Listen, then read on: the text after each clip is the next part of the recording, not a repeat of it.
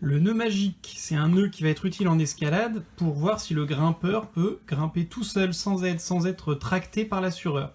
Parce que c'est un nœud qui va se défaire quand il sera en tension. Donc pour le faire, on prend la corde ou la ficelle, on fait un cercle avec la corde qui passe au-dessus vers le haut. Une fois qu'on a le cercle, on vient dans le cercle attraper la corde qui part vers le haut et on la fait passer dans le cercle. Hop, on la remonte, on tend les deux brins pour qu'elle soit fermée, et donc là on a on va dire une tête de bonhomme avec une écharpe. On a notre nœud magique, pour être sûr que ce soit bien un nœud magique, normalement quand on va tirer des deux côtés, ça doit défaire le nœud. On va voir. Hop, donc c'est un nœud magique.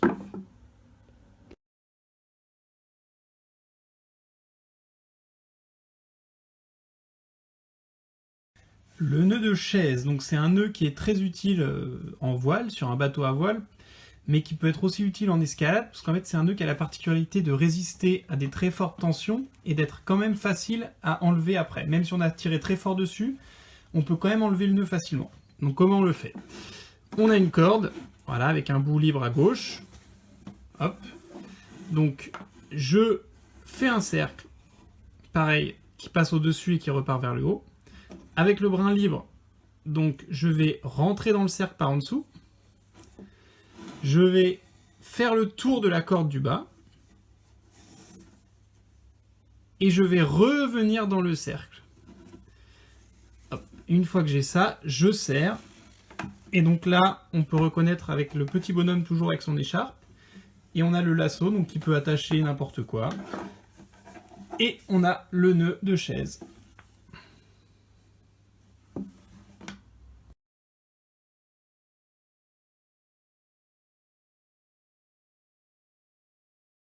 Alors le nœud de cabestan, c'est un nœud qui sert à la fois pour la voile et pour l'escalade, donc ça peut être utile de savoir le faire. Ça sert à accrocher quelque chose à un support solide. Donc là, moi j'ai pris une chaise que j'ai mise à l'horizontale. D'accord, vous pouvez prendre n'importe quoi. Vous passez donc la corde par-dessus. Ensuite, vous croisez. Donc là, vous avez vu, j'ai fait le tour de la chaise et je croise. Ça fait un X. Je repasse en dessous. D'accord, si j'enlève, on voit bien. Je repasse en dessous.